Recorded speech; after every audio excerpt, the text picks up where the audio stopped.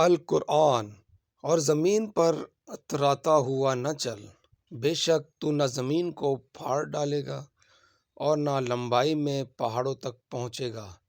ان میں سے ہر ایک بات تیرے رب کے ہاں ناپسند ہے۔ رسول اللہ صلی اللہ علیہ وآلہ وسلم نے فرمایا، 3 آدمی ایسے ہیں جن کی آنکھیں قیامت کے دن آگ نہیں دیکھے گی، وہ آنکھ جو اللہ کے ڈر سے روئی، وہ آنکھ جس نے اللہ کے راستے میں پہرا دیا، اور وہ آنکھ جس نے اللہ کی حرام کردہ چیزوں کو نہیں دیکھا۔ قول حضرت علی رضی اللہ تعالی عنہ، پوری کائنات میں کوئی کسی کا انتظار نہیں کرتا جتنا اللہ اپنے بندے کی توبہ کا انتظار کرتا ہے۔ امام ابن القیم رحمۃ اللہ علیہ فرماتے ہیں کہ اگر بندہ نافرمانی کو اطاعت سے بدل دے